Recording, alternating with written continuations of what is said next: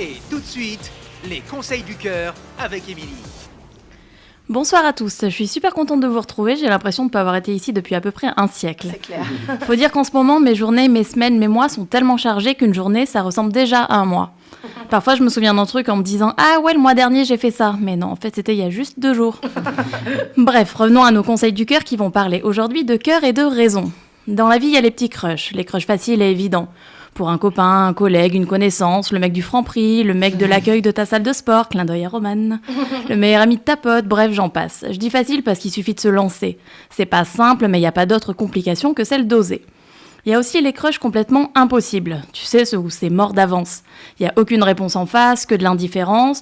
Ou pire, en face, t'es comme sa petite sœur ou sa meilleure pote. Bref, pas d'ouverture, pas la moindre petite lucarne. Donc finalement, est-ce que ça sert d'en parler ? Je ne suis pas sûre. Mais ceux dont moi je veux parler aujourd'hui, c'est les autres. Ces crushs pas complètement open, mais pas complètement fermés. Ceux où tu sens qu'en face c'est réciproque, mais il y a un mais. Oui, parce que s'il n'y avait pas de mais, il n'y aurait pas de chronique. Le mais, c'est quand c'est pas si simple que il me plaît, je pense que je lui plais, ok, allons-y. Le mais, c'est quand il y a plein de petits obstacles au milieu. Tu vois ces jeux avec des trains, des rails, où on aimait bien quand on était enfant mettre des petits trucs en travers des rails pour empêcher le train d'avancer ? Bah un peu ce genre de truc. Alors ça peut être parce que c'est l'ex de votre meilleur ami, ça se fait pas, on a dit, code d'honneur les gars. Ça peut être parce que c'est le meilleur ami de votre père, un peu glauque, mais pourquoi pas, chacun son délire. Hein.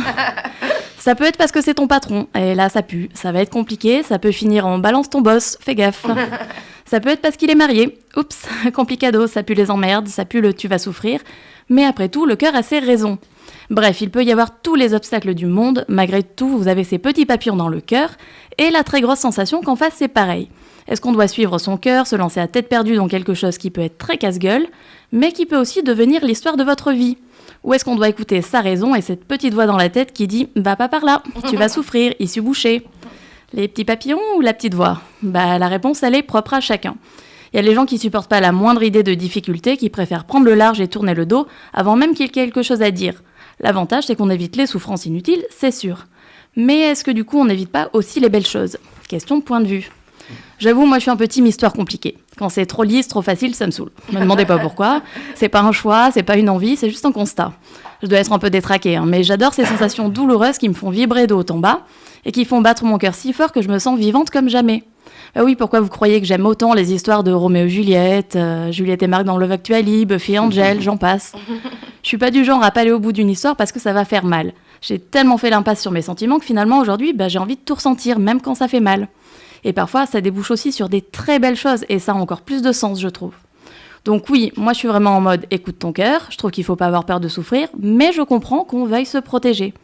Mon seul petit conseil, c'est de pas trop se protéger, c'est comme ça qu'on passe à côté des plus belles histoires, croyez-moi. Et sur ces belles paroles, je vous souhaite de belles fêtes de fin d'année. Merci Émilie, n'oubliez pas, écrivez-lui, c'est sur emily.pantouflexplosive@gmail.com.